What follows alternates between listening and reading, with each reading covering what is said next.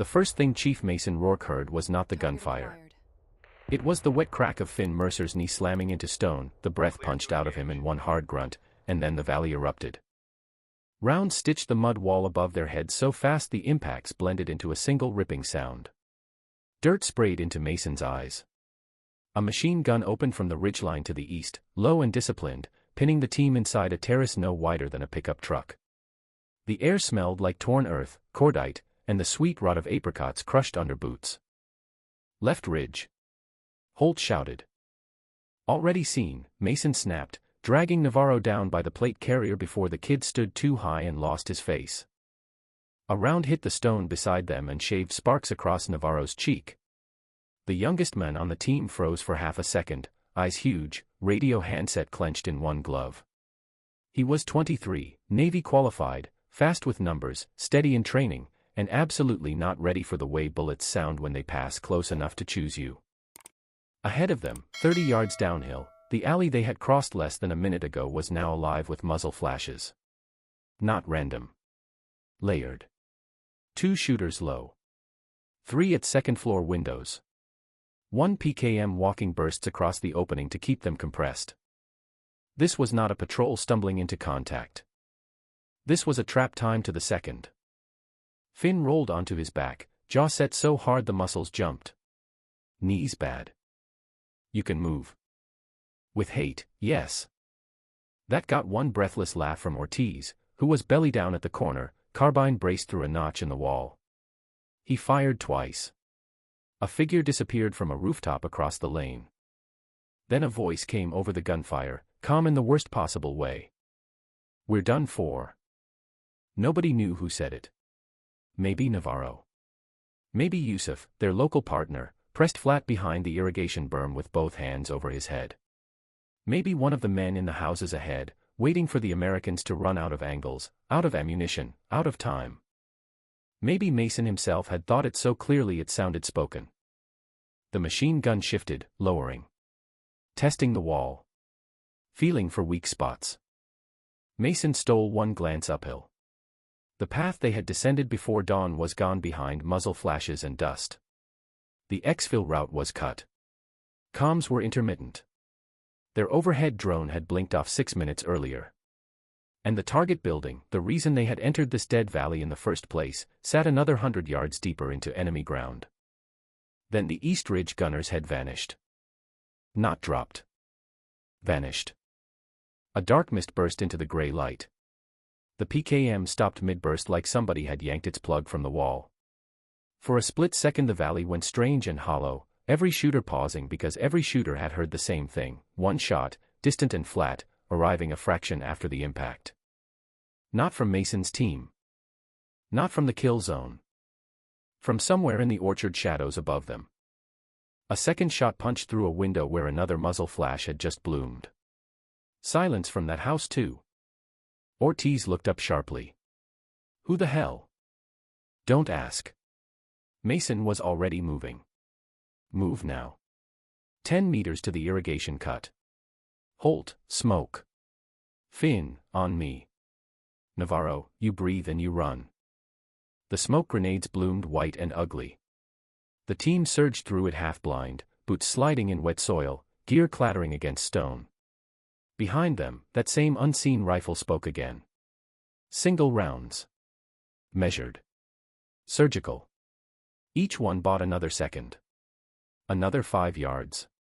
Another chance. And somewhere inside the smoke, with his pulse hammering against the stock of his rifle, Mason understood the most dangerous truth of the morning. Somebody out there had been watching them long before the ambush began. Before we go any further, if you're already leaning in, if you can feel this situation tightening around these men like a wire, stay with it and subscribe. Stories like this are about pressure, sacrifice, and the choices people make when there is no safe answer. And this one is only getting started. By the time they crashed into the irrigation cut, Finn's right pant leg was soaked from the knee down. Not blood. Water and mud. Good. Bad knee, not femoral. Mason shoved him into cover anyway and took a quick head count. 6 Americans. 1 local partner. All breathing. 4 now. The ditch smelled of stagnant water, diesel runoff, and algae cooked by too many seasons of heat. Reed stalks trembled from the concussions above. Navarro crouched with his back against the earthen wall, trying to bring the comms pack back to life with hands that wanted to shake and a face that refused to show it. "Bird?" Mason asked. "Nothing clean," Navarro said. "I get static, then carrier, then it dies. Like someone's stepping on us." "They are stepping on us," Holt muttered, checking the last full magazine on his chest rig. Yusuf crawled closer, eyes flicking upward with every crack of gunfire. He had been brave in briefings. Brave on the flight in. Brave during the climb through the ravine. But there is a kind of courage that belongs to plans, and another kind that belongs to minutes like this. The second kind costs more. "They know the terraces," Yusuf said. "Every wall. Every cut. This village is with them." Mason looked at him. "You said the village was sleeping." "It should have been." Should. One of the most expensive words in war. Another shot echoed from the orchard shadows. Then another. Whoever the unseen shooter was, they were repositioning between rounds. No pattern Mason could track. No repeated muzzle signature. Professional. Very. "Chief," Ortiz said quietly, "that's not our ISR package." "No. Friend of yours?" Mason's answer came a beat late. Not one I expected. He didn't explain, because there wasn't time, and because he wasn't ready for the name that had risen in his mind the moment that rifle spoke. 3 nights earlier, under blackout curtains and red task lights, they had gotten the brief in a concrete room at Bagram. No grand speeches. No dramatic maps. Just a satellite image of a valley near the border, terraced farms, an old madrasa, 3 clustered compounds, and a dry streambed threading north like a scar. Objective: recover a source called Sadiq Rahim before dawn. Sadiq was not a soldier. He was a schoolmaster who had spent 12 months quietly copying ledgers, transmission schedules, fuel purchases, and names. Not names of low men. Names of financiers. Couriers. Provincial officers. Men who smiled for cameras in daylight and funded slaughter at night. 2 days earlier he had gone to ground after sending one final burst transmission. "They are moving something bigger than weapons. Come before moonless night." Then he went silent. JSOC wanted him retrieved before his disappearance became a corpse. The problem was geography. The valley sat outside easy support. Too narrow for armor, too exposed for a daylight helicopter landing, too politically filthy for local forces who leaked like cracked pipes. Insert on foot, move under cloud cover, snatch the source, exfil before first light. Simple brief. Clean lines. The kind that made seasoned operators suspicious on sight. Mason had been suspicious because of one detail on the last slide, a thermal image captured 24 hours before insertion. A heat signature on the high western slope, alone, prone, watching the valley from 800 yards with no animal nearby, no vehicle, no campfire, no reason to be there. Goat herder? Holt had asked. The analyst had hesitated for half a heartbeat too long. Unconfirmed. Mason remembered leaning closer to the screen. The figure's position was textbook Overwatch. So still it might have been a body if not for the faint shift of heat at the shoulder. Watching. Waiting.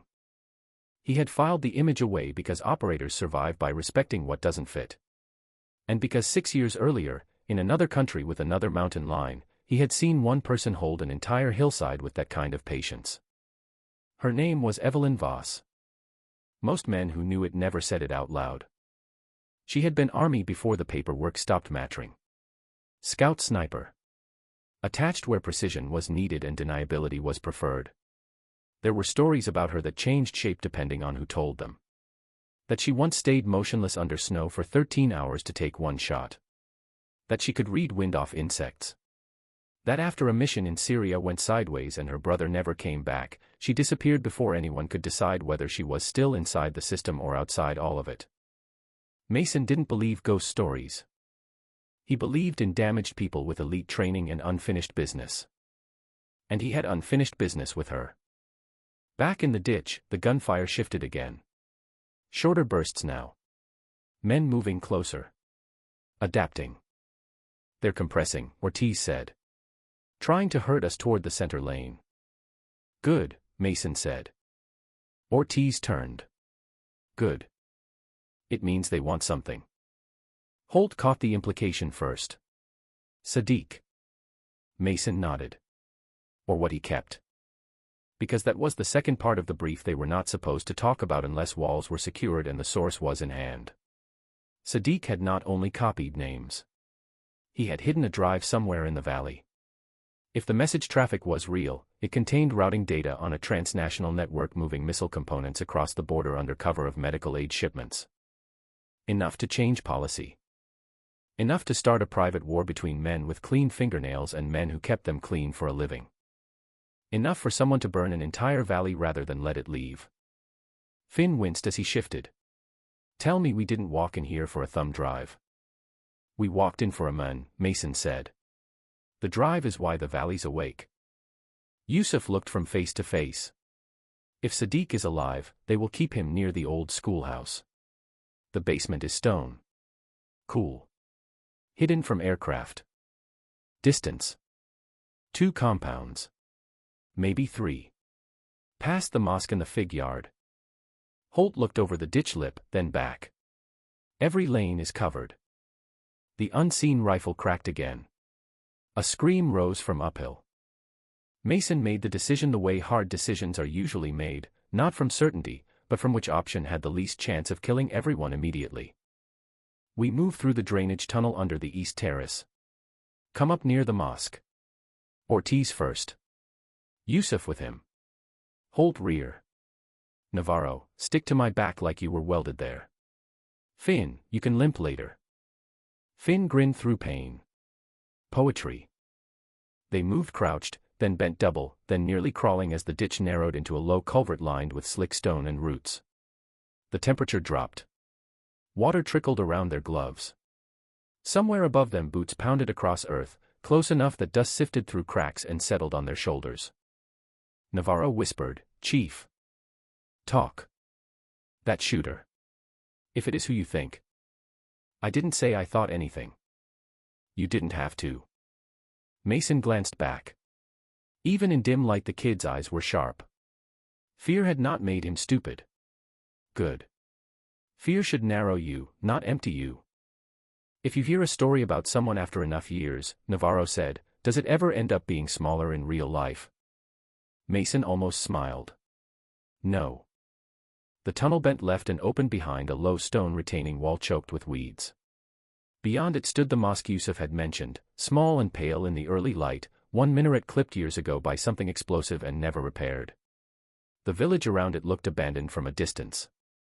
Up close it looked paused. Doors shut too carefully. Blankets over windows. A kettle still steaming beside a threshold with no one on it.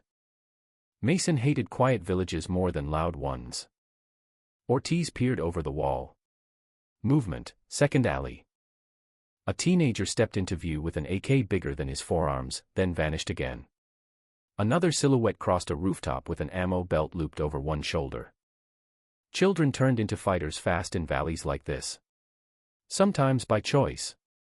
Usually by gravity. Mason gave silent hand signals. Split. Bound. Cross one at a time. They vaulted the wall and moved. The alley narrowed between mud brick homes, shadows cool and damp at ankle level, sunlight just catching the upper windows. A goat bolted from under a cart. Holt stopped short at a strand of wire running from wall-hub to doorway. He clipped it carefully and lifted the grenade rig to the other end, lips flattening. That would have been loud. Everything here is loud, Finn muttered. They reached the mosque courtyard with no shots, which made Mason more uneasy, not less. The stone underfoot was swept clean. At the center sat a fountain gone dry years ago. Carved around its rim, nearly worn away, was a line of script Yusuf translated without being asked. Water remembers every hand. Navarro frowned. That's cheerful. Yusuf's face did not change. It is old. Across the courtyard stood the schoolhouse, 2 stories, flat roof, shutters splintered. Laundry lines hung empty between it and the adjacent compound. One back window was bricked over more recently than the rest. Stone basement. Cool. Hidden. There, Yusuf whispered. Then the first mortar round landed somewhere beyond the mosque and the world jumped. Dust punched through the courtyard. Birds exploded out of the fig trees. Mason's ears rang so hard the next impacts arrived mute, only the heavy slap of pressure against his ribs. "Move," he shouted, though he couldn't hear himself. They sprinted for the schoolhouse doorway as fragments hissed through leaves and bit into plaster. Ortiz hit the door with his shoulder. It opened 2 inches and stopped on something heavy. Holt shoved past, jammed the barrel through the gap, and fired twice. A body slumped away from the other side. Inside, the school smelled of chalk, mildew, and old fear. Child-sized desks had been stacked against walls. Pages from Arabic primers lay underfoot, scuffed black with boot prints. At the far end of the hall, stone steps descended into darkness. Yusuf took one look and stopped breathing for a moment. Sadiq. They found him tied to a chair under a naked bulb that swung on twisted wire. He was alive. That was the first surprise. The second was that he did not look relieved to see them. His left eye was swollen shut. 2 fingers were broken backward. Blood had dried black at the corner of his mouth. But when Mason cut the rope at his wrists, the schoolmaster grabbed his forearm with surprising strength. "Not the drive," Sadiq rasped. "They want the girl." Mason stared at him. "What girl?" Sadiq's good eye moved past Mason, toward the ceiling, toward the gunfire above. "The one in the hills." Every man in that basement felt the temperature change. Mason leaned closer. "Say her name." "I never knew it." Sadiq swallowed. "Only what they called her. The widow." Upstairs, automatic fire burst so close plaster dust fell from the ceiling in a steady pale rain. Sadiq tried to stand, failed, and clutched Mason's vest again. "You were meant to come." They knew. They said if the foreigners entered the valley, she would show herself. Holt came down the stairwell fast. "We've got movement in all lanes and 2 technicals rolling in from the south. Also, Chief, there's a man on a loudspeaker asking if we want to trade." Mason looked at Sadiq. "Trade what?" Sadiq's answer came in a whisper frayed by pain. "You." The next 10 minutes erased whatever illusion remained that this was a recovery mission. The trade offer arrived in accented English over a mosque loudspeaker, oddly polite, as if announcing a market delay rather than a siege. "Lay down your weapons. Release the teacher. Send out the American leader. The rest may leave alive." No one in the room laughed, because bad offers are still information. Finn braced himself against the basement wall and reloaded. "Feels personal." "It is," Mason said. The name on the thermal image. The unusual valley traffic. The mortar tubes prepositioned. The overlapping fields of fire. The demand for him specifically. Too many vectors converging on one answer. This operation had been bait from the beginning. Ortiz peered through a crack in the boarded basement window. Technicals confirmed. One with a DSHK in the bed. They're staying outside rifle range and boxing the approaches. Navarro was finally getting fragments of signal. Weak bursts. Broken carrier. Once, for less than a second, a pilot's voice. Then nothing but static again. "Can we punch through?" Mason asked.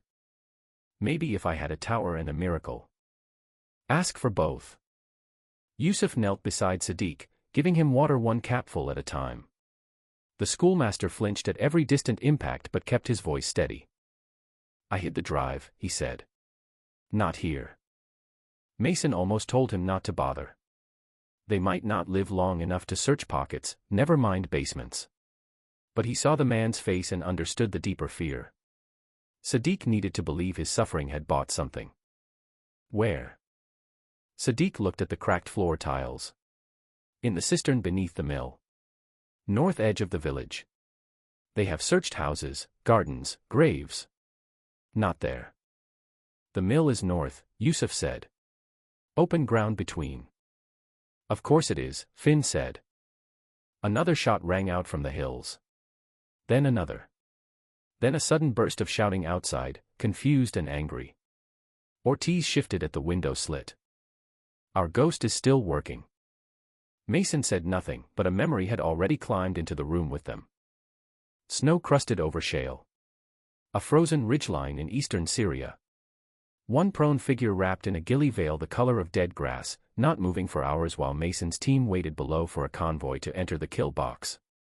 He had asked her once, during that long cold, how she stayed that still. She had answered without lifting her eye from the glass. "Count breaths, not minutes. Minutes lie." Later that same deployment, her younger brother Caleb had been on Mason's flank during a raid into a quarry complex. An IED tore the entry stack apart. Caleb bled out behind a loader wheel while Mason tried to hold pressure on a wound northwest hands could close. Evelyn had arrived 6 minutes too late, face painted with dust and rage, and never once blamed him aloud. She didn't have to. When she disappeared months later, Mason had been relieved in the way men are relieved when a storm moves over the horizon and they tell themselves that means it is gone. Then, from somewhere beyond the siege, a single round cracked the loudspeaker off the mosque roof. The village fell silent for one impossible beat. Then shouting. Gunfire. Chaos. Holt turned, half grinning despite himself. That, he said, was rude. And somehow that tiny act, someone out there refusing to let the enemy keep using its own voice, changed the room. Fear didn't leave. It just stopped owning all the oxygen. Mason used it. "We are not waiting to die in a basement," he said. "We move when they're disorganized. North to the mill. Get the drive. Get Sadiq out." Finn stared at him. Across open ground with a busted knee, no air, and half a province trying to collect your scalp. Yes. That is such a terrible plan. It's the only one. Navarro swallowed. "Chief, if the signal comes back for one burst, one clean burst, what am I asking for?" Mason looked at the kid, really looked. Dirt on his face. A cut near his chin from falling stone. Fear pinned deep but functional. Not a boy anymore, though some part of him still wanted permission to be one. "You ask for danger close," Mason said. Navarro blinked. "Copy." Yusuf stiffened. "You would call fire onto this village?" Mason's eyes stayed on the stairwell. "If the choice is this village or my team dying with the evidence that could stop 100 more villages from burning, yes." Sadiq closed his eyes briefly. When he opened them again, there was no outrage there. Only grief and recognition. "This is why they win," he said softly. "Because they make every good choice feel evil." No one answered him because no one could. That hit hard, didn't it? This is the part where stories stop being about action and start being about cost. If you're feeling the weight of these choices, if you need to know whether they can carry it and keep moving, subscribe and stay with this journey. What comes next changes everything. They came out of the schoolhouse through a breach blown in the rear wall by an old tank round from some older war. The gap led into a kitchen garden dead with dust, then to a line of poplars bent by years of wind. Beyond that, the ground sloped toward the north mill, a squat stone structure with a broken water wheel and a dry channel running past it like a trench drawn by nature. 50 yards of exposure. It might as well have been 500. Mason split the movement into ugly math. Holt and Ortiz to suppress. Mason and Navarro with Sadiq between them.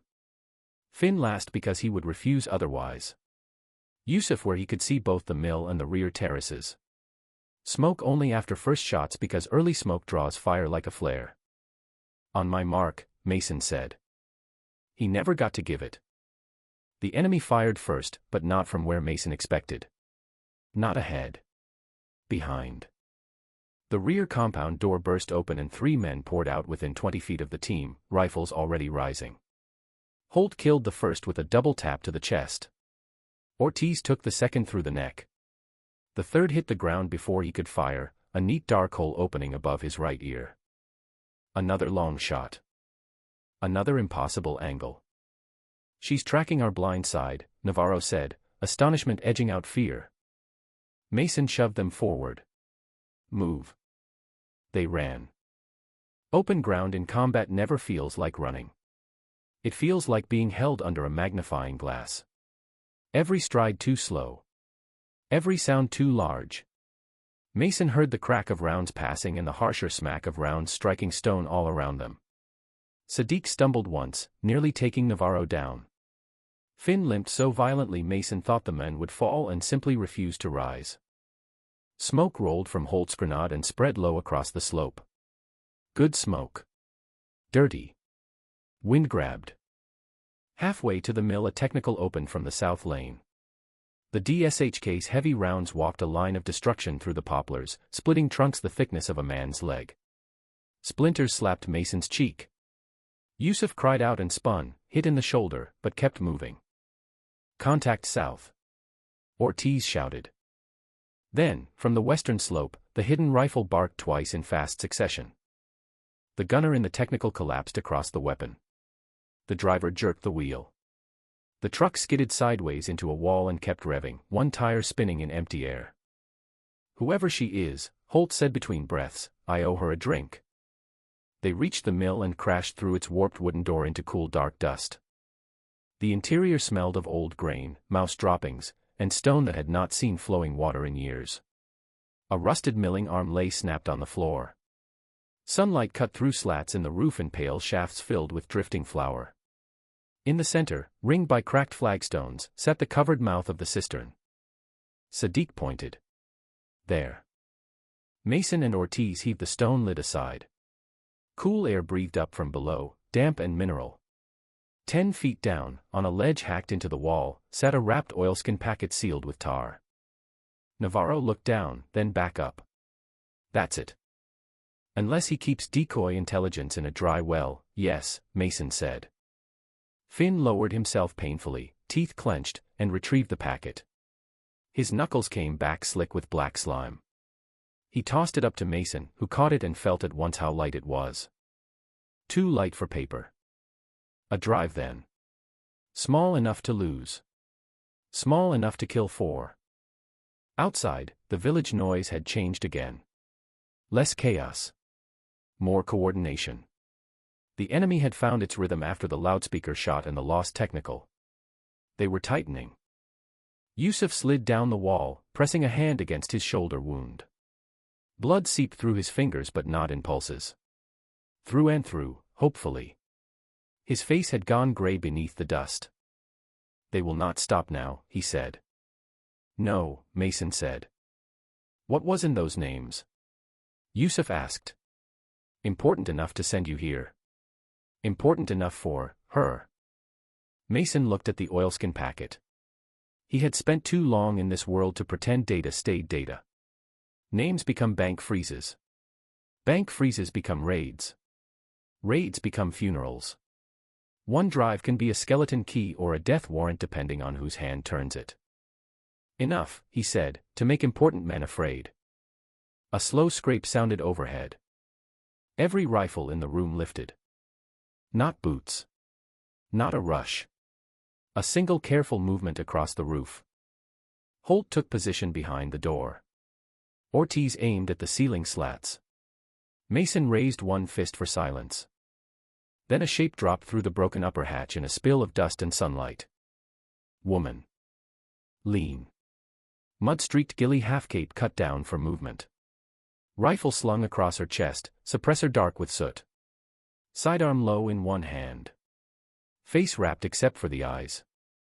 She landed without noise, rolled once, came up kneeling, and in the same motion kicked a fragmentation grenade toward the far wall. Down.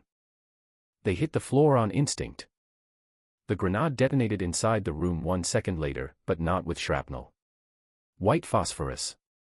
No. Dense gray burst. A choking obscurant that filled the line of the rear window and roof slats just as incoming rounds shattered through them from outside.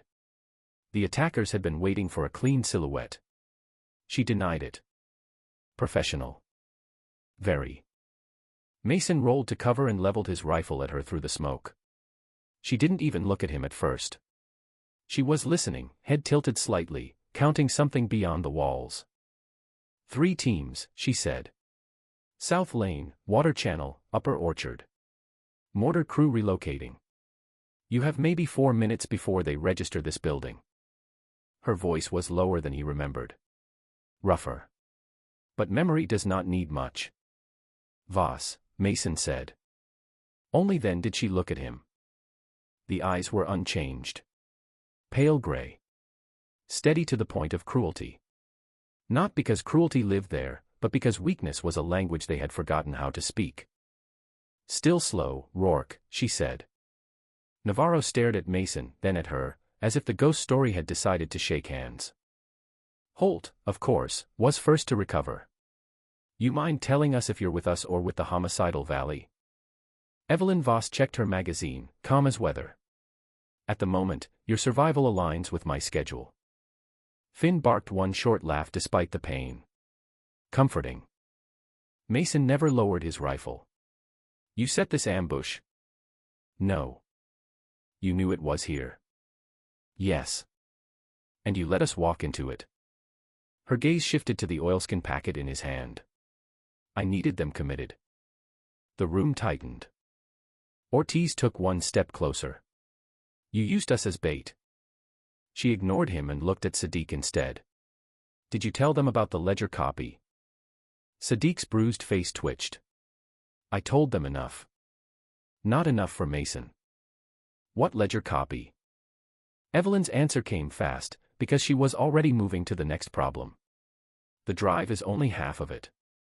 The names matter, but the payment routes matter more. There's a ledger book, handwritten, old style, carried by the man running this network because he trusts paper more than encrypted systems. He is here. Mason felt the cold settle into his spine in a single hard line. Who? For years he's had titles, she said. Tonight he is calling himself Farid Baron. Yusuf inhaled sharply. Even wounded, even exhausted, the name struck him like voltage. You know him, Mason said. Yusuf nodded once. Everyone knows of him. Not face. Not true origin. Only what follows him. Burned schools. Missing boys. Rockets in fruit trucks. Judges killed at breakfast. He swallowed. People say he appears only when something bigger is moving. Evelyn looked at Mason again. Something bigger is moving. That was the true midpoint of the day, though none of them knew it then. Not the ambush. Not the rescue. The realization that the valley was not merely a trap but a transfer point, and the men behind it was close enough to smell the same smoke. Mason lowered the rifle a fraction. You've been hunting him. For 11 months. Alone. Mostly. Why not call it in?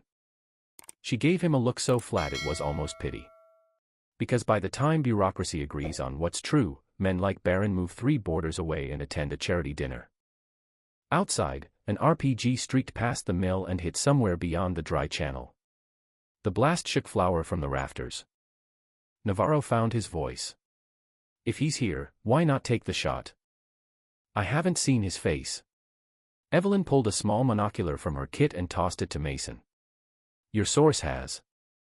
Sadiq stared at the object as if it were a snake. If he sees me. He already has, Evelyn said. That is why you were not killed. The cruelty of it was so precise the whole room felt it at once. Sadiq had been left alive not from mercy, but utility. He was bait for Americans. Americans were bait for Evelyn. Evelyn was bait for the men who believed he could control every board he stepped onto. Mason hated elegant traps. They usually meant the architect had time. So what's the play? Holt asked. Evelyn pointed with 2 fingers, mapping the village from memory in the dust-coated air. North wall of the mill backs onto the dry channel. Channel leads to the tannery. Beneath the tannery there's an old smuggler cut running west under the orchard shelf. That gets us out of the kill box. Finn raised an eyebrow. Us. For now, she said. And Baron. Her jaw set slightly. He's in the orchard house above the channel, moving between positions. Protected, but not immobile. He won't leave until he confirms the drive is recovered or destroyed. Mason understood the shape of her intention before she said it. You want us to pull pressure while you hunt him. I want one clean identification. She nodded toward Sadiq. And then I want him dead. Yusuf looked between them. If we leave the valley now with the drive, is that not enough? No one answered right away. Because enough is another expensive word. Mason thought of the names. The routes. The families that would go on living if those routes were broken. He thought of Caleb Voss bleeding out in shale, of the analyst's thermal image, of a valley prepared too carefully, of pilots waiting on broken signal, of a machine already grinding far beyond this one dawn. Then he thought of his team. He always came back to that. We are not splitting, he said. Evelyn's eyes hardened. Then you all die together and Baron walks. Maybe. Still doing this with loyalty over geometry. Still doing this with geometry over people. For the first time, something flashed across her face. Not guilt. Something more dangerous. Old injury. Old argument. Old fire with nowhere safe to go. People, she said quietly, are why I am here. The room fell still around that line. Because men like Holt and Finn heard the edge in it. Because Mason heard the ghost of another voice under it, a younger one, before grief stripped it down to wire. Because some things survive years underground and emerge sharper than before. Sadiq broke the silence. I can identify him. Every head turned. His broken hands trembled in his lap, but his voice did not. Not in a crowd. Not far. But if I see him through glass, I will know. Mason crouched in front of him. If this goes wrong, they kill you first. Sadiq almost smiled, and it was the saddest thing in the room. Chief, they have already spent the morning trying. There are moments when fear and courage stop being opposites. When courage is simply fear that has chosen a direction. This was one. Outside, the enemy opened again from the south lane and east channel, heavier now, rounds chewing the mill door and hammering the rear wall. They had found the building. 4 minutes was generous. Evelyn moved to the north wall and pressed her ear to the stone. Mortar crew is setting 2 tubes. They're bracketing by sound. We leave in 90 seconds. Mason turned to Navarro. Signal. The kid held up one finger, listening to the headset. Static hissed. Broke. Returned. Then, faint and distorted, a voice, copy partial, authenticate. Navarro's whole body snapped tight with concentration. I have them. Send it. He keyed the handset with both hands, as if holding it steadier could hold the universe together. This is Neptune 2-6, troops in contact, grid follows, danger close, repeat, danger close. The roof exploded inward. Not a direct hit. A shaped charge tossed from above, maybe intended to stun and breach. Splinters and dust blasted through the room. Holt went down under a beam fragment, swore, shoved it off. Ortiz fired upward through the new hole. Someone screamed outside. Evelyn didn't flinch. She put 2 rounds through the breach, changed position, and fired again from kneeling. Controlled. Detached. Merciless. Mason dragged Navarro behind the cistern lip. Finish it. Navarro coughed bloodless dust and kept transmitting. Good man. Finn had Sadiq under one arm now. Yusuf clamped his own shoulder with a strip torn from his scarf and picked up a dead fighter's rifle with the other hand. There was nothing ceremonial about it. He simply decided not to die empty-handed. Then the first mortar round impacted 20 yards short of the mill. Stone dust puffed through the cracks. Evelyn looked at Mason. That was ranging. He knew. The second would be closer. The third would walk onto the roof. Channel on the north side, she said. Single file. Fast. Mason checked Holt. Breathing, bleeding from the scalp, still angry. Good. Ortiz nodded ready. Navarro gave a frantic thumbs up, message sent, no guarantee heard. Mason tucked the oilskin drive into an inner pocket and shouldered his rifle. You lead the cut. I'll take rear. Evelyn shook her head once. No. I lead until we reach the orchard shelf. Then I break. You break, you vanish. That's the idea. Not this time. The word surprised both of them. For a fraction of a second the gunfire outside seemed far away. There in the dust, under a broken roof, with a village closing in and artillery maybe coming and maybe not, Mason saw what time had done to her. Not the lines near the eyes. Not the healed scar at the jaw. The subtraction. The rooms inside a person that war empties out and never fully returns. Maybe she saw the same in him. It didn't matter. The second mortar round landed closer, smashing part of the south wall inward and filling the mill with a roar of stone. Move. Mason yelled. They slammed through the north breach into the dry channel just as the third round screamed in. The explosion behind them lifted heat against their backs like an opening furnace. Dust wave. Fragment hiss.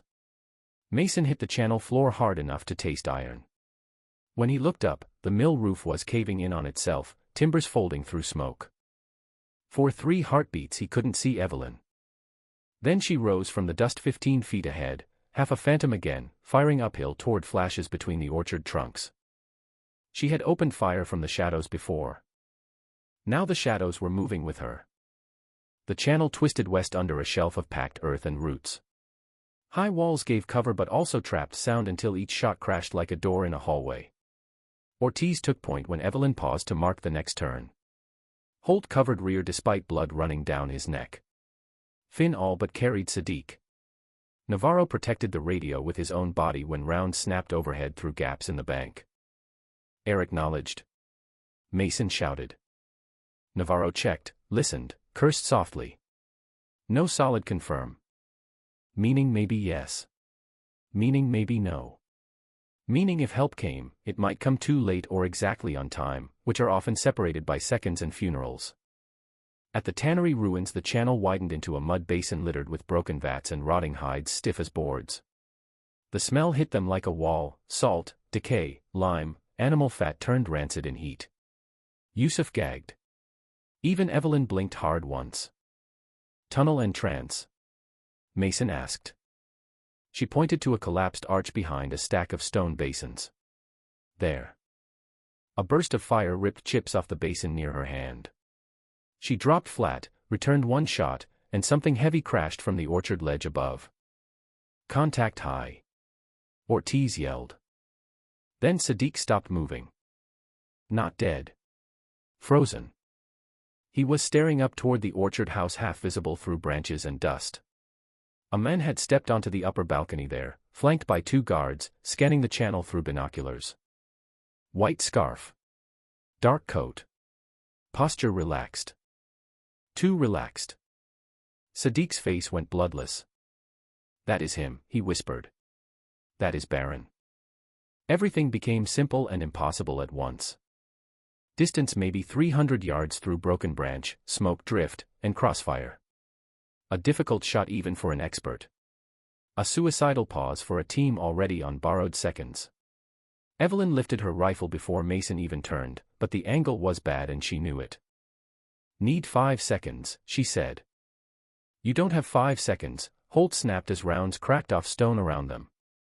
Baron lowered the binoculars and seemed, impossibly, to look straight toward the basin. Not at Mason. Not at the team. At Evelyn. As if he had been waiting all morning to see if she was real. Then he smiled. Not a wide smile. Just enough to confirm recognition across distance. And stepped back into cover. Evelyn moved without asking.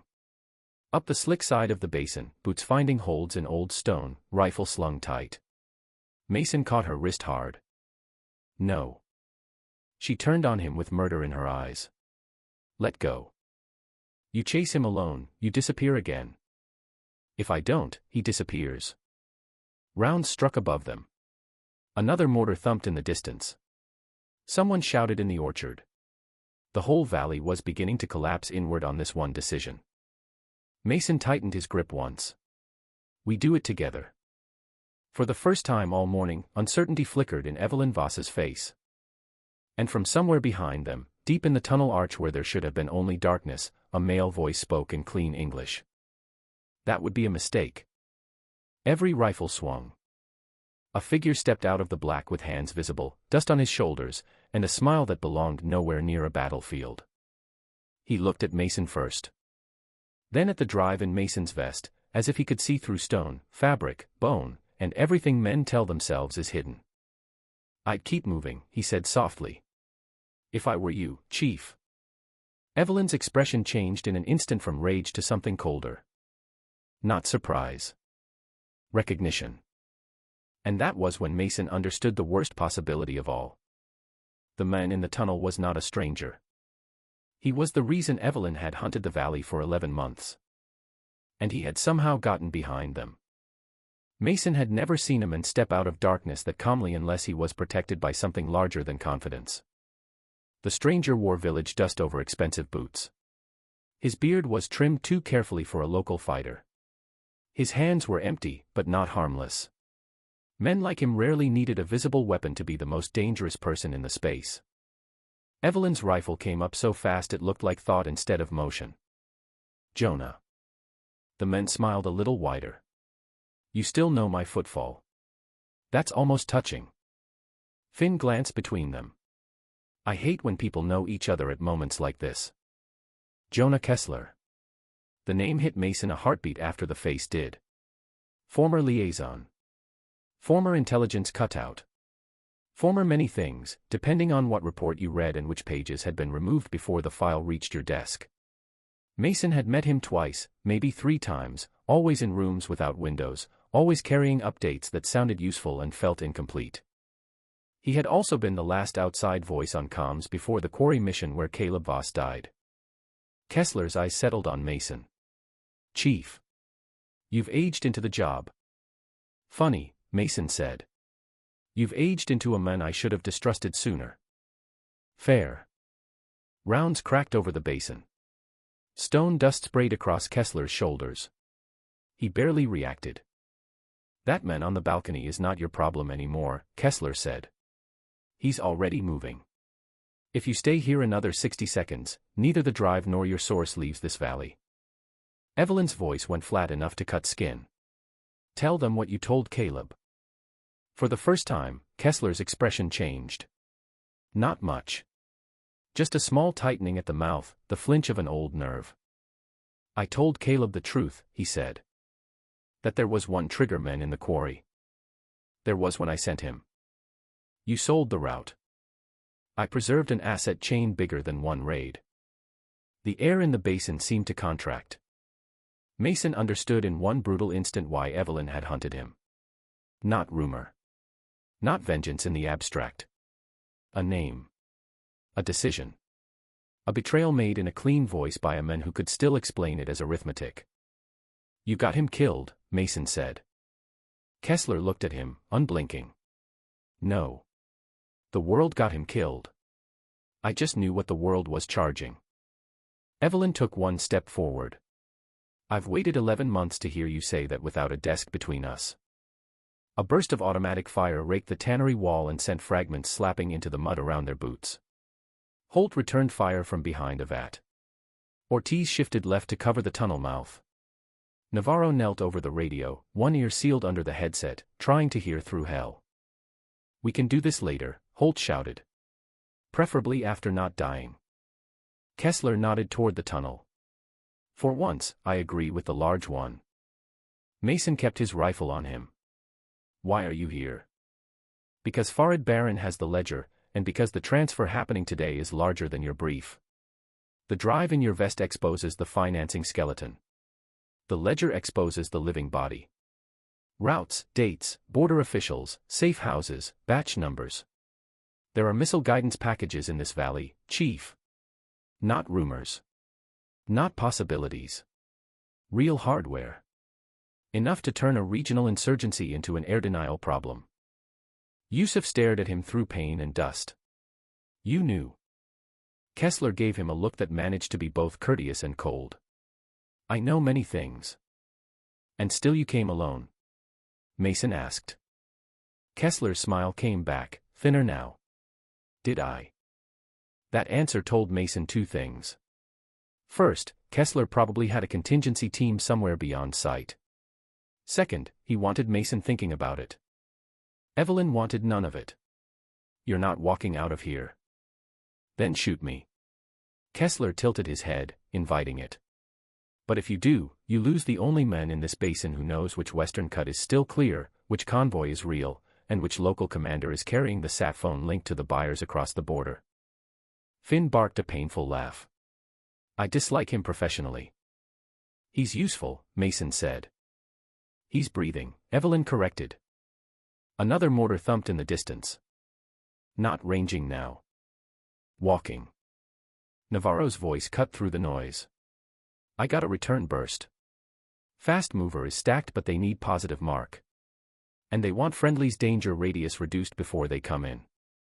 Mason looked at the orchard shelf, the tunnel, Kessler, Evelyn, his team, the wounded men, the drive, the seconds.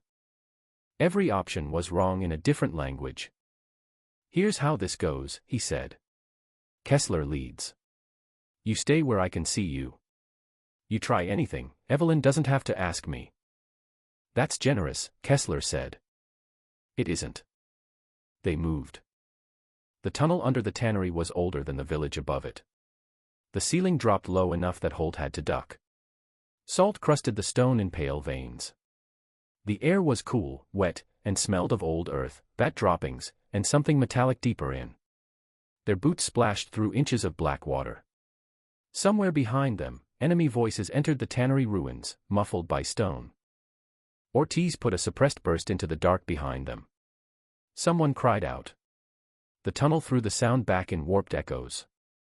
Left fork ahead, Kessler said. Don't take it. Collapse 20 yards in. How do you know? Navarro asked. Because I paid to have the right one kept open. That was Kessler all over. Help offered in the same sentence as the confession that made you want to break his jaw. They pushed deeper. Mason stayed 2 paces behind Kessler with the rifle almost touching the man's spine. Evelyn moved beside the wall like a shadow with a pulse, never quite in anyone's lane, never quite where a return shot would expect her to be. Sadiq stumbled twice and apologized both times. Yusuf's shirt darkened steadily at the shoulder. Finn leaned harder on his left leg than he wanted anyone to notice. Holt and Ortiz kept the rear alive with short, disciplined fire whenever the tunnel behind them began to crowd with footsteps. At a junction where the ceiling rose and 3 smuggling alcoves opened like rotten teeth, Kessler stopped. Listen. They did. At first Mason heard only dripping water and distant gunfire above. Then, faintly, engines. More than one. Idling low. Western Ravine, Kessler said. The convoy staging there. Evelyn didn't look at him. How many trucks? 3 real. 1 decoy. 2 motorcycles. 8 to 12 dismounts close. More on the outer cordon. You counted. I arranged fuel delivery. Holt exhaled sharply through his nose. I cannot wait until we are done needing him. Mason ignored that. If Barron has the ledger, he's moving with the real convoy. Correct. And if we let him roll, the drive gets us names but not the movement schedule. Also correct. Yusuf pressed his back to the wall and swallowed hard. If those guidance packages cross the border, aircraft fall. Then villages fall after them. Kessler nodded as if discussing inventory. Now you're caught up. Mason looked at Navarro. Can you push coordinates from the ravine once we're eyes on? If I have sky, yes. Do that. Finn frowned. We are not just surviving anymore. No, Mason said. We're ending it. Kessler studied him. That's ambitious for a man still trying not to die in a tunnel. Mason leaned in slightly. You'll be amazed what ambition can do when properly motivated. The tunnel sloped upward and opened into the underside of the orchard shelf through a crack hidden by collapsed root and stone. Daylight filtered in green through leaves and dust. Beyond the concealment, the western ravine spread below them like a wound in the earth. 3 cargo trucks stood under camouflage netting. One had fresh tire chains and a reinforced rear axle, heavier load. 2 motorcycles idled nearby. Men moved crates from a storage shed into the center truck. The crates were stamped with faded aid markings in blue paint. Medical relief. Dried milk. Water treatment tablets. Lies in humanitarian colors. Farther uphill, under a walnut tree, stood the men Sadiq had identified on the balcony. White scarf, dark coat, guarded, issuing orders with the lazy certainty of someone accustomed to obedience. Beside him, another man emerged from the shed carrying a thick ledger book wrapped in cloth and wax twine. Sadiq inhaled sharply.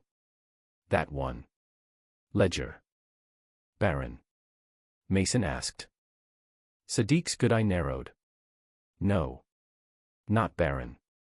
His clerk. The man with the book serves the men in white. Kessler spoke before anyone else. Wrong. Mason turned. The man in white is the face, Kessler said. Useful in meetings. Useful in villages. Useful when someone needs a monster with a visible shape. But the ledger only leaves the shed when the real principal is moving. Evelyn had already found the men he meant. He came out last. No scarf. No flourish. Mid-50s perhaps. Thick through the chest. Beard gone mostly silver. Plain brown shawl.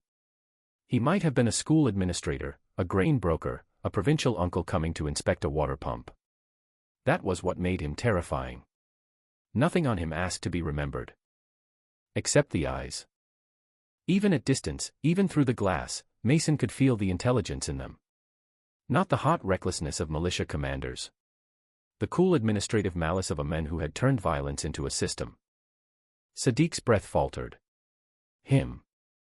Farid Baron lifted one hand, and the entire ravine adjusted around it. Guards shifted. Engines revved higher. The clerk tucked the ledger into the rear of the center truck. Two men dragged a tarp over the load. That was the moment the mission transformed again. Not rescue. Not survival. Interdiction. Mason scanned firing lanes, vehicle spacing, exit angles. Options. Evelyn spoke first. I can take the driver of the center truck and a man on the DSHK by the wall. Then the clerk with the ledger if he stays visible. Can you take Baron? Yes. You sound uncertain. Because I'd rather be certain. Kessler crouched near the route line, peering down. If he falls, the convoy still moves unless you break the axle truck or crater the ravine mouth. Ortiz checked his last 2 grenades, which is where the aircraft would help. Navarro was already on the radio. He angled the antenna through a gap in the roots, listened, adjusted, listen again. Then his face changed. I have them clean. Everybody went still. He rattled off the grid. Target description, friendlies offset, laser mark unavailable, visual smoke possible, convoy assets, danger close waiver. His voice never shook once. On the other end, a pilot replied through bursts of static. Navajo 1 copies. Time on station 2 mics. Need final attack, heading confirmation. 2 minutes. In a ravine with engines already warming. Mason made the call. We split by task, not by people. Holt, Ortiz, rear security on the tunnel, and then suppress the outer cordon. Navarro with me, for air. Finn, Sadiq, use of standard shelf until I say move. Evelyn, you own the first 15 seconds. Kessler, yes. You give me that ledger truck. Kessler gave a low, almost laugh.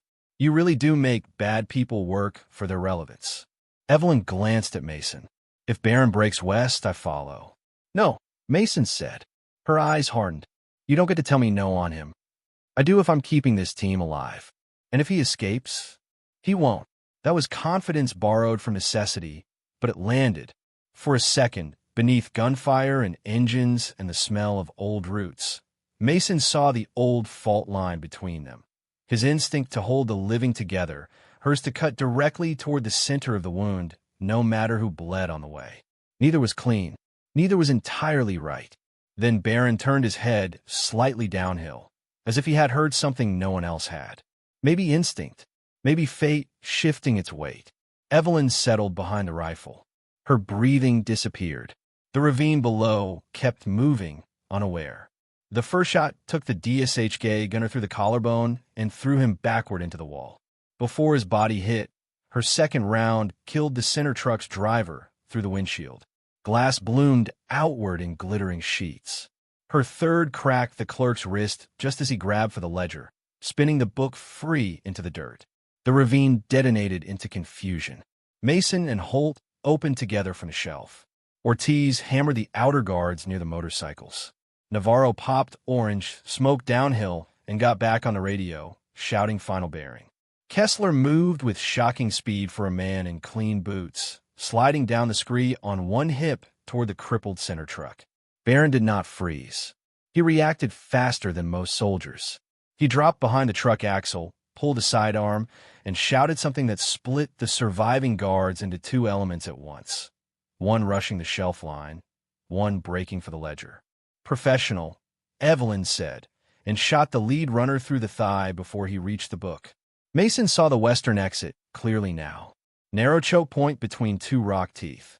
If a truck got through there, aircraft might still kill it, but the ledger could burn first. "Stop that truck," he shouted. Finn, who had no business moving as fast as he did on that knee, limped out from under the shelf and launched his last grenade under the front wheel of the decoy truck, just as a replacement driver tried to climb in. The blast shredded rubber and slammed the truck sideways across half the choke point. "Decoys blocked," Finn yelled. "And your knee?" Holt shouted without looking. "Still disapproves." Then the world punched downward. Aircraft, low enough to shake dust from the roots. The first pass was not bombs. Strafing. Precision cannon fire walked the far lip of the ravine and tore through the outer cordon, trying to climb toward the shelf. Stone and bodies lifted together. Men scattered for any cover they could find. Navarro let out one savage breath that was almost a laugh. That got their attention. Kessler reached the ledger first. Of course he did. He scooped it from the dirt and in the same motion rolled behind the center truck as Barron's men fired toward him from both sides. For one absurd second, Broker and Warlord both wanted the same book badly enough to forget everyone else. "Don't let him run," Evelyn snapped. Mason was already moving downslope. He hit the ravine floor hard, slid through dust and gravel, and came up behind the shattered decoy truck. Gunfire ripped through the orange smoke above him. Across the chaos, he saw Kessler sprinting toward the western choke with a ledger under one arm. Not away from Barron, away from everyone. It was such a pure act of Kessler logic that Mason almost respected it. Help just enough to survive. Take the one object everyone needed. Sell tomorrow to whoever paid best. Evelyn saw it too. "No," she said, and vanished from the shelf.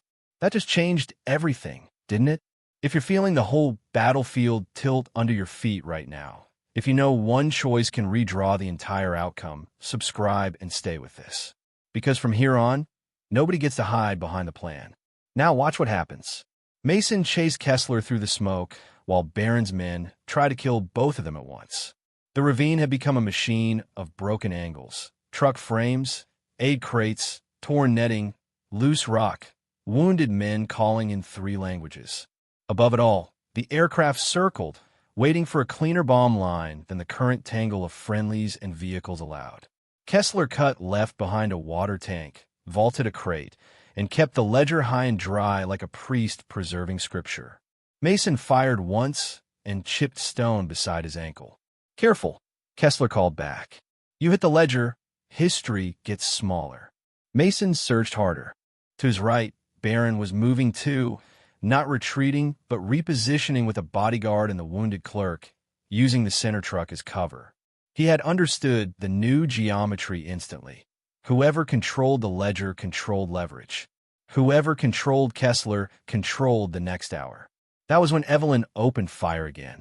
Not from the shelf, from the moving smoke between the trucks. One shot dropped Barron's nearest bodyguard. Another shattered the clerk's other wrist as he reached for a rifle. A third slammed into the engine block inches from Barron's head, showering him with hot metal and forcing him lower. She was not trying to kill him yet. She was hurting him. Mason understood her intention too late to stop it. She wanted Barron and Kessler driven toward the same western choke, toward one narrow piece of ground where they would have to reveal themselves completely. It was an elegant idea. It was also insane. "Mason!" Holt shouted from uphill. More fighters coming through the tunnel. He looked back. Ortiz and Holt were holding the rear, but barely. Men were spilling from the smuggler cut with AKs and one light machine gun, trying to flank the shelf. Navarro had dragged Yusuf farther under cover and was still on comms. Finn was on one knee beside Sadiq, firing short controlled bursts despite the pain twisting his face white. The team was about 60 seconds from being surrounded again, and Evelyn was forcing the battlefield smaller instead of larger. Mason made a split decision and hated it immediately. "Navarro," he shouted, "mark the tunnel mouth for immediate strike." The kid looked up, understood, and transmitted without argument. Ortiz saw it too. "Danger close?" "Very. Good," Ortiz said, and fired until the bolt locked back. Down in the ravine, Kessler reached the choke point first and turned with a ledger in one hand and a pistol in the other. He no longer looked amused. Barron emerged from the smoke 10 yards to the left, sidearm out, shawl half burned at the shoulder. For the first time that morning, the system had become a man again. Visible, mortal, forced to choose with his own hands. Evelyn appeared between them from the shadow of the disabled truck, rifle leveled, face unreadable. For one suspended second, the three of them stood in a jagged triangle while dust spun around their boots. Kessler looked at her. "You can kill one of us, Evie. Choose carefully. Don't call me that." Barron's eyes moved from her to Kessler to the ledger and back again. Then, in careful English, he said, "He lies for survival. You lie for grief. Which is more dangerous, do you think?" Even Mason, closing hard from the flank, felt the line land. Kessler raised the ledger slightly. "This book outlives all our emotions." Evelyn didn't blink. "Caleb died because you needed access." Kessler's voice sharpened. "Caleb died because he believed courage could substitute for strategy." Mason saw her finger tighten on the trigger. Barron saw it too. He moved first, lunging not at Evelyn, but at Kessler. The pistol fired wild. Kessler stumbled. The ledger slipped. All three men crashed into the narrow rock throat together in a tangle of dust and limbs and muzzle flashes. Mason hit them a heartbeat later. He drove shoulder first into Kessler, felt bone, fabric, the ledger edge, and somebody's elbow against his jaw. A shot went off inches from his ear. Barron hammered Mason across the temple with the pistol, butt, and reached for the fallen book. Evelyn slammed into Barron from the side with a violence Mason had never seen from her before. Not professional, not measured, just pure stored wrath with muscle behind it. They went down in the dirt. Kessler rolled free and came up with the ledger again. Then the airstrike hit the tunnel mouth. Even danger close has gradations. This one arrived as a compressed white roar that flattened the back half of the ravine and turned the smuggler exit into a geyser of rock, fire, and shattered men. The blast wave hit Mason's back like a giant palm and drove everyone at the choke point to their knees. Overpressure punched the breath out of his lungs. Hot grit filled his mouth. When his hearing came back in pieces, he heard three things. Navarro shouting something he couldn't make out. Trucks burning. And one single rifle shot from somewhere above. Kessler jerked as the round tore through his upper arm and spun him into the choke wall. The ledger flew from his hand and landed at Mason's knees. Evelyn had climbed the rocks without him seeing. Of course she had. She dropped down 2 ledges, sidearm now in hand, eyes locked on Kessler. Barron used the moment. Half blind from dust, he snatched a fallen rifle and swung it toward Mason. Sadiq fired first. The schoolmaster had somehow made it halfway down the slope with Finn's support, found a dead fighter's carbine, and put 2 trembling rounds into Barron's chest from 20 yards. Not center heart. Low and left. Enough. Barron staggered back against the rock throat, surprise on his face more than pain, as if death had violated protocol by touching him directly. He looked at Sadiq, then at the burning trucks, then at the drive, still hidden in Mason's vest, perhaps sensing without knowing that the machinery he had built was breaking in a dozen places at once. He sank to one knee, tried to rise, did not. For a man whose will had moved so many others, the ending was brutally physical and embarrassingly small. Yusuf, clutching his bleeding shoulder, stared down at him with hollow eyes. "That is him," Sadiq answered without triumph. "That is him." Kessler laughed once through clenched teeth, sitting in the dust with his wounded arm pressed to his side. "Congratulations. You killed a useful monster." The market will manufacture another by winter. Evelyn leveled the pistol at his face. Mason stood between them before he fully chose to. She looked at him with disbelief, so raw it was almost intimate. Move. No. He sold your men. He sold my brother. He sold all of this. I know. Then move. Not like this. Kessler watched them both, breathing hard, blood dark through his fingers. Chief, if you're about to discover conscience at the least convenient moment, do it quickly. Mason crouched, ripped the ledger away from him, and tossed it to Navarro, who had limped down with the radio pack and grabbed it like the future. Photograph every page if you have to, Mason said. If this burns, I want it living somewhere else. Navarro nodded and started shooting images immediately with a ruggedized device from his kit. Evelyn never lowered the pistol. He doesn't get to go before a judge. Men like him turn trials into weather. Mason believed that. He had seen it. Technical truths in legal rooms. Deals. Seals. Redactions. Long timelines that felt like mercy to the wrong people. But he also saw Caleb in the space between them. Not literally. Worse than that. In the choices this moment would become. Don't let him decide what you are now, Mason said quietly. Her jaw tightened. Kessler smiled through pain. That's almost noble coming from you. Mason hit him in the mouth with the butt of his rifle. The smile ended in blood. Talk less, Mason said. Holt's voice came over the ravine from above. We need to leave. Secondary fighters are pulling back uphill, but this place is done. He was right. The center truck was fully burning now, black smoke rolling into the afternoon. The aid crates had split, exposing foam-packed metal housings and circuit guidance assemblies nestled where medical supplies should have been. One remaining motorcycle tore away north only to vanish in a burst of dirt when Ortiz shot the rider off it. Kessler spat red into the dust. You think this valley was the network. It's a valve. You close one, pressure moves. Where? Mason demanded. Kessler looked at the burning convoy, at Baron dead in the choke, at Evelyn's pistol, at the aircraft shadow circling above. Then he made the first truly human decision Mason had seen from him all morning. He got scared. Callett Crossing, he said. Warehouse line on the dry customs road. 8 days. Replacement route. Different buyers. Same cargo class. Navarro looked up sharply. You sure? Kessler smiled weakly through blood. I'm suddenly motivated to be exact. Yusuf stared at him with open hatred. You trade countries like cards. Kessler met his gaze. Countries were trading you long before I arrived. It was such a cruelly honest sentence that nobody answered at once. Then a shot cracked from the upper ridge. Not theirs. Ortiz shouted and dropped behind stone. Another unseen element had finally entered the fight. Late, but not too late. Kessler's contingency, maybe. Or surviving outer cordon. Either way, rounds started clipping the choke walls around them. Mason grabbed Kessler by the collar and hauled him up. You live because you're still useful. Story of my career, Kessler gasped. They withdrew by layers. Holt and Ortiz covering high. Mason dragging Kessler. Finn supporting Sadiq. Navarro carrying both the radio and the photograph ledger copy. Yusuf moving because stopping would be worse. Evelyn last, and somehow not last, appearing where the fire thickened most, dropping anyone who tried to close the distance.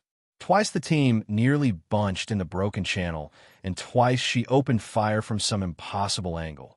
Once from the shadow, under an overturned cart, once from the dark mouth of a collapsed culvert, each time turning what should have been a fatal envelopment into another 10 yards of breathing room. That was the title of the day, though none of them would ever say it like that afterward. Not because it sounded dramatic, because it was true. By the time they reached the lower terraces, smoke from the burning convoy had spread across the village in a dark, moving roof. Doors that had stayed shut all morning were opening now. Women pulling children inside. Old men crouched behind walls. A flock of goats stampeding loose through the lane. War broadening again from shooters and targets into everybody who had to wake in its aftermath. Near the shattered mosque courtyard, Yusuf stopped and touched the dry fountain rim with his clean hand. Water remembers every hand. Mason saw the line in his face and understood he would carry this village even if he lived. A helicopter voice finally broke clean over comms. Extraction rerouted to a ridge southwest of your position. 12 mics. Pop smoke only on visual command. Possible manpads threat. Possible. Another expensive word.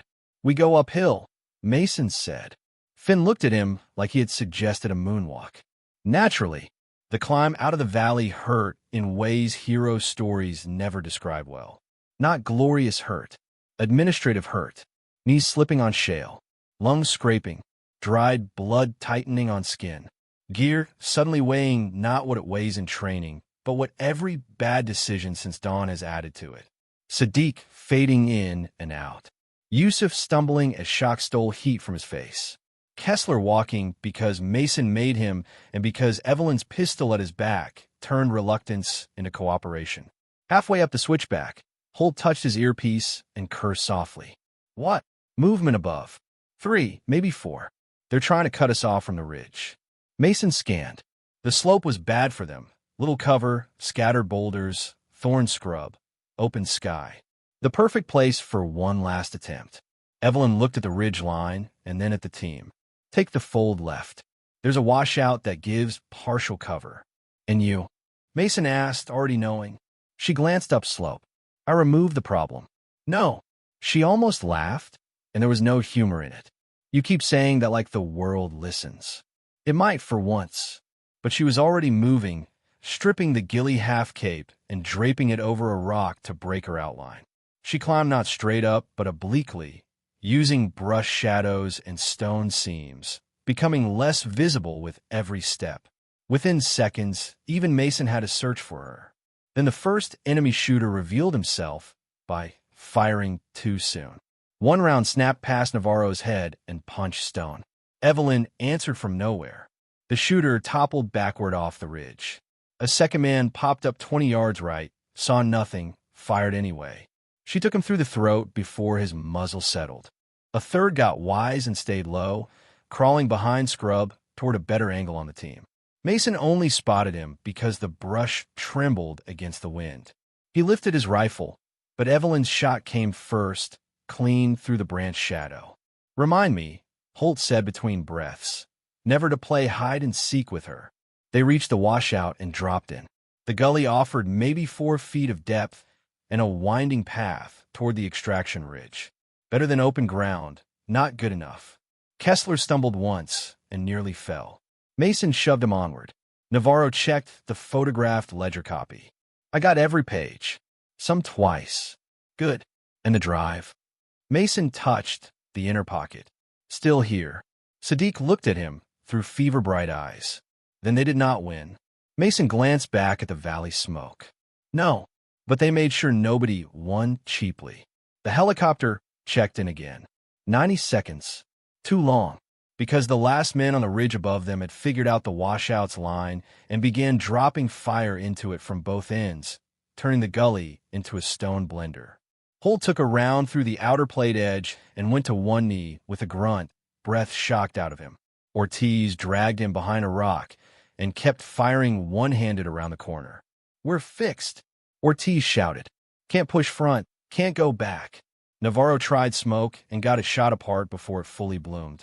Kessler, bleeding and pale, leaned against the washout wall and said, There's a shepherd cut 15 yards right.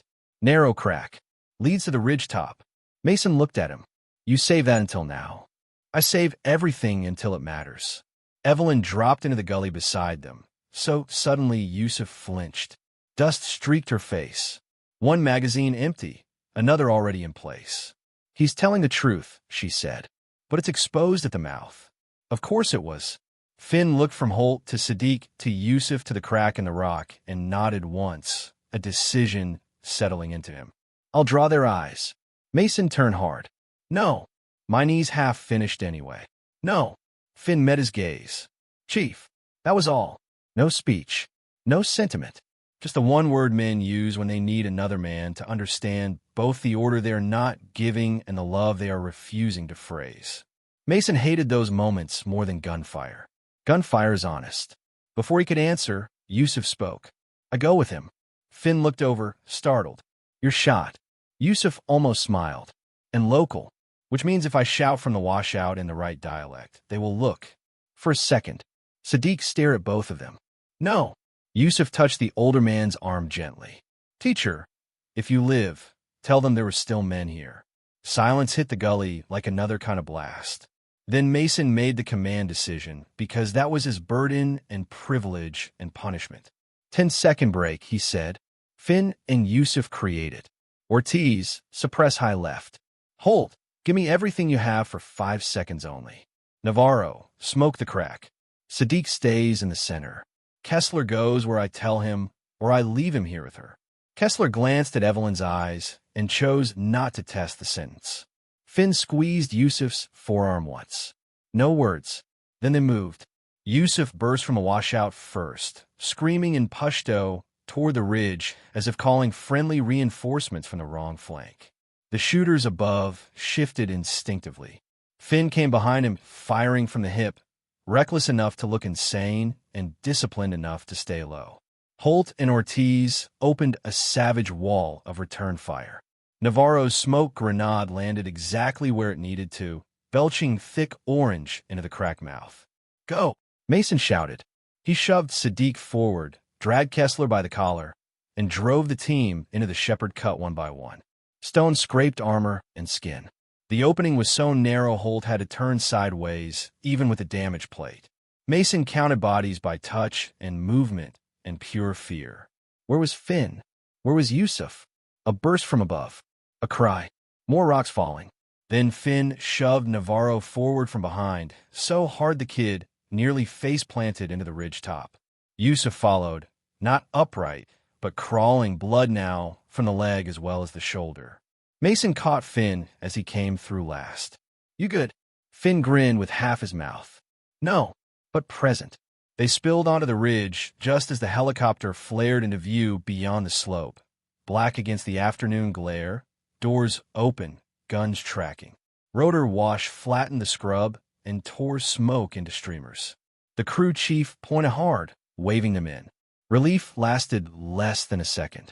A final enemy fighter rose from behind a ridge, cairn 30 yards away, with a tube on his shoulder. Man-pads! Navarro saw him first and shouted. Holt tried to swing. Ortiz fired.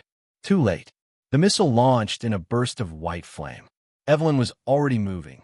She did not fire at the shooter. She fired at the missile. One round, maybe luck, maybe geometry, so refined it looked like luck to everyone else. The missile veered just enough after launch, clipping the ridge lip instead of climbing clean. It detonated in a sideways blossom of fire and dirt that flung the shooter backward and rocked the helicopter, but did not kill it. Every person on that ridge froze for a fraction of a heartbeat, disbelieving what they had just seen. Then Mason found his voice. Load! Low now! They rushed the bird. Holt and Ortiz shoved Sadiq in first. Navarro climbed with the radio. Finn practically threw Yusuf into the crew chief's arms.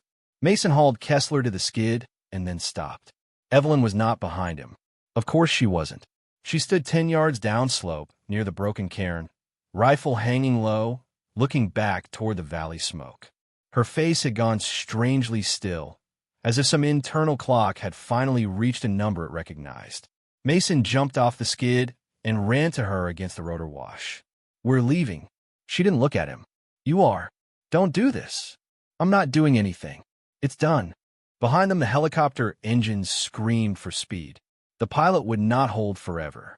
Another missile team could already be repositioning. Every second here was stolen. Mason came closer. Caleb is dead. Her eyes shut once.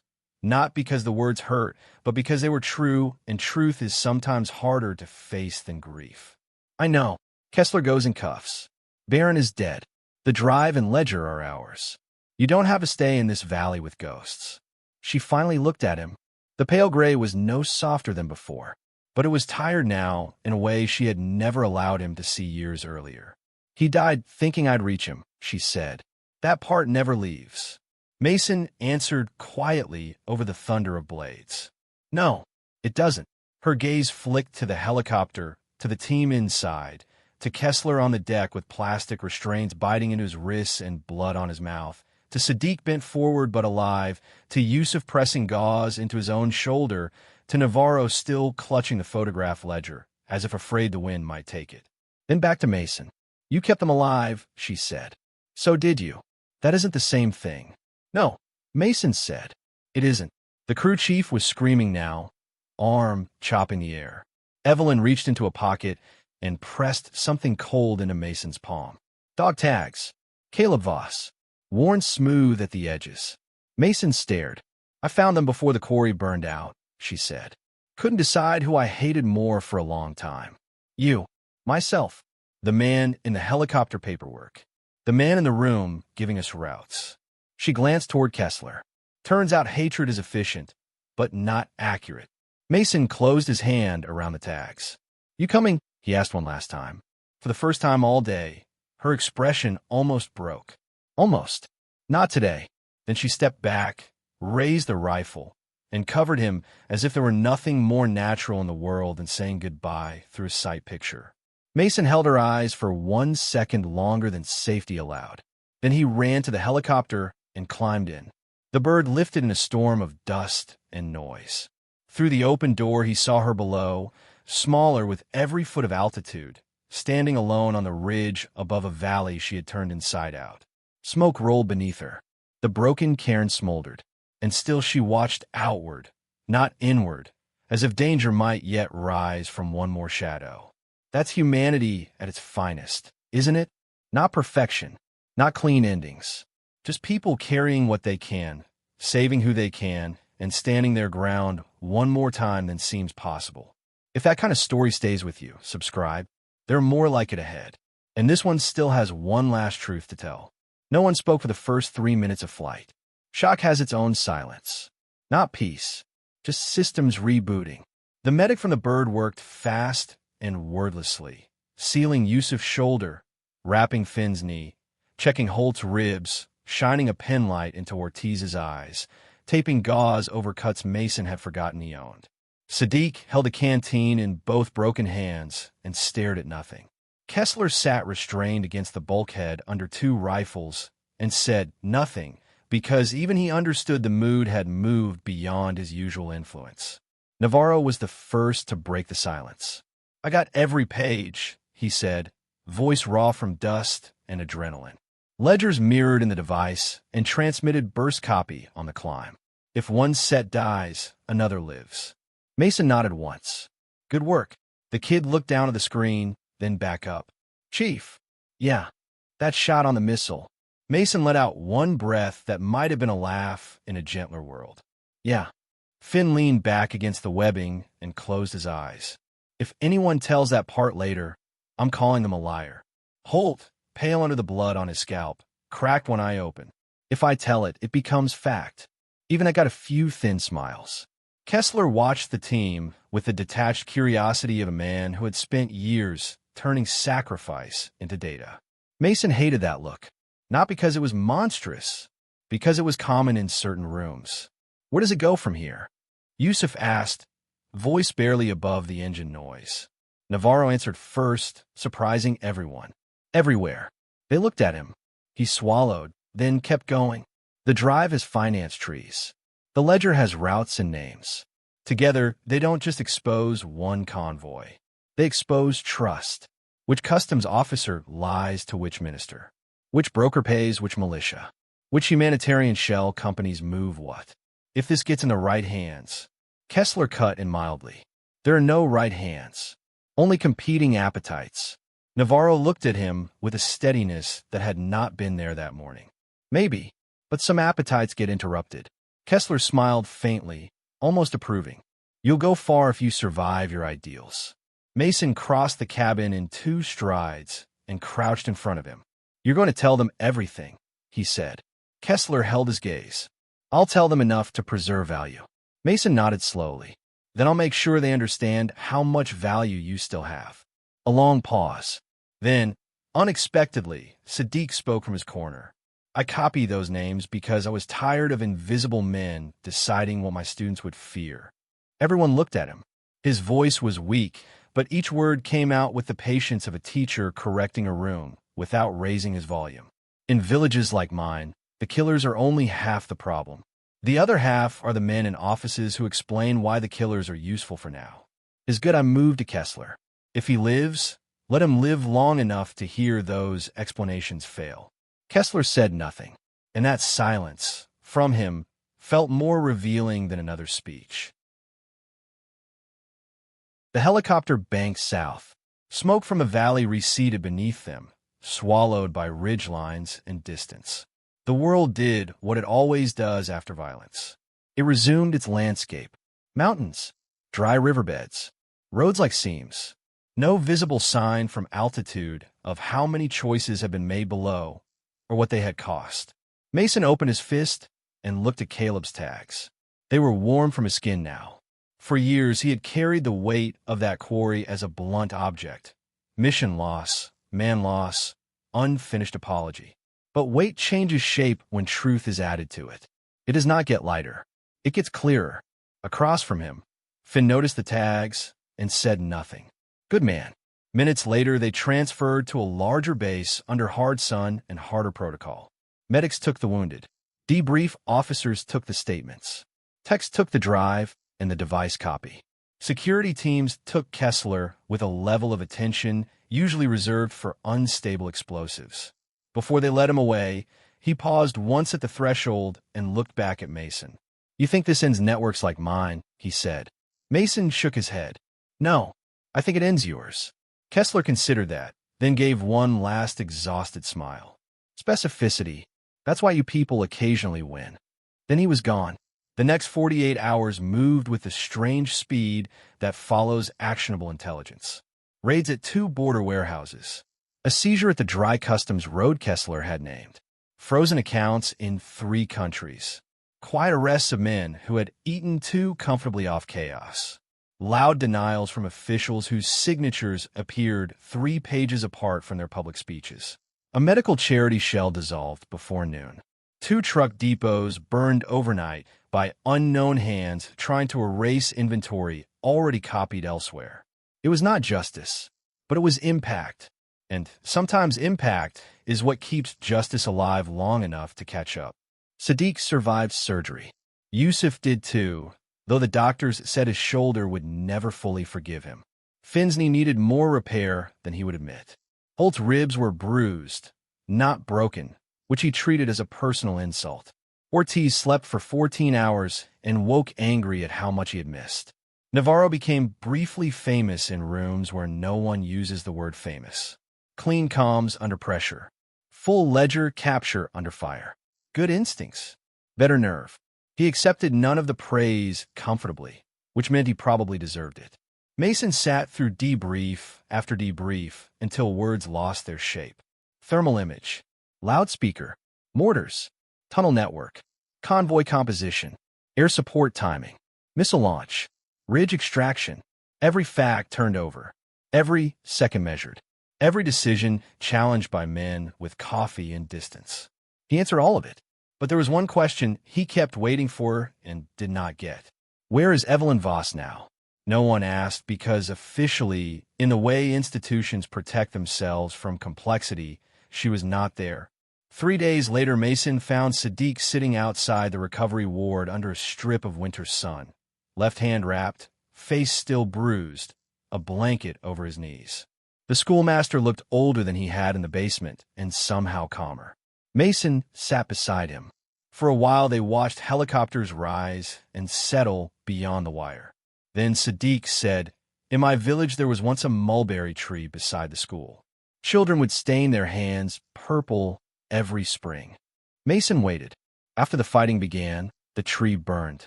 A shell, maybe, or fuel. No one knew. For 2 years the trunk stood black and dead. Then one spring, green came from one side. He touched the blanket with his bandaged fingers. Half the tree had died. Half had not. Mason looked at him. "You saying your village comes back?" "I am saying damage is never the whole story." The line stayed with Mason all day.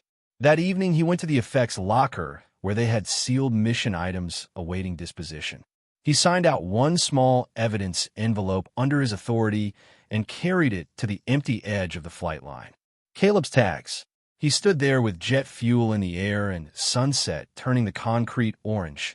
And for the first time in years, he said the younger man's name aloud with no audience. Then he put the tags back in the envelope and wrote a new label on the chain of custody form. Hold for return if requested. Not closure, just honesty.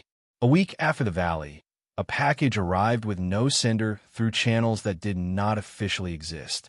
Inside was a folded square of weathered cloth from a ghillie cape, one spent long-range cartridge cleaned to bright brass, and a note in block letters. He would have sold the Calat route twice. Good thing the ledger traveled faster. At the bottom, just 2 more words. Count breaths. Mason read it once and smiled despite himself. No signature. None needed. Months later, when portions of the operation surfaced in sanitized language for people far above the field, the story became predictably cleaner. Interagency coordination. Successful recovery of human source. Seizure of illicit material. Neutralization of hostile facilitator. Disruption of cross-border smuggling architecture. Those phrases are not wrong. They are simply bloodless enough to travel well. What never made the pages was the smell of the tannery. The way Navarro's hands steadied only when he had something useful to do. The look on Yusuf's face when he touched the fountain. The exact sound of a loudspeaker dying to a sniper's round. The fact that one schoolmaster with broken fingers killed a warlord at 20 yards because history cornered him and he chose not to kneel. And certainly not the woman on the ridge. Stories like to simplify people into symbols. Survivor, traitor, hero, widow.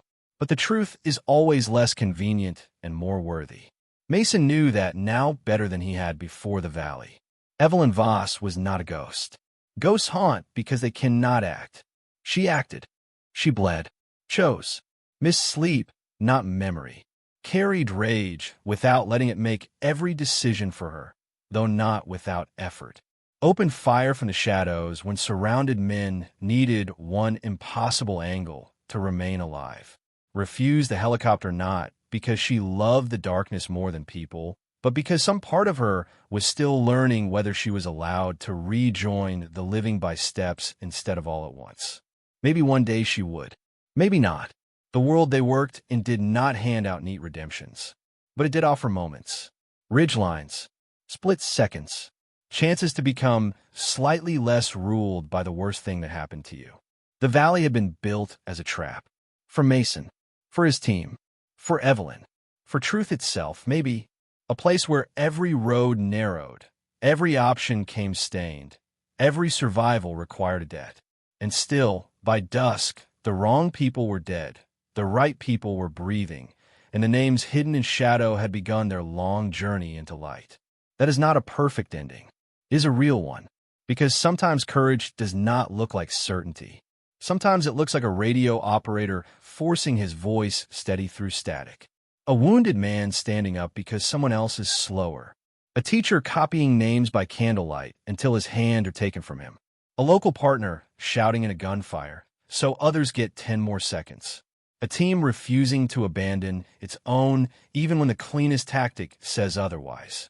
And sometimes it looks like a woman alone on a ridge, deciding that the next shot will save strangers instead of feeding the fire that kept her warm through grief. If you stood far enough away, you would say the operation succeeded because intelligence aligned and support arrived and experienced operators adapted under pressure. All true, but too far away. Up close, it succeeded because when one voice in the Valley said, "We're done for," another answer came not with reassurance, but with action. A rifle crack from the orchard shadows. A window gone quiet. A machine gun silenced. One impossible angle opening where there had been none. And in wars, in lives, in all the places people get cornered by forces larger than themselves, that is sometimes the whole difference between a grave and a story. So when the official summaries move on and the analysts build timelines, and the next crisis pushes this one down the stack, remember the simpler truth underneath all of it. They were surrounded. They were outnumbered. They were almost finished. Until she opened fire from the shadows.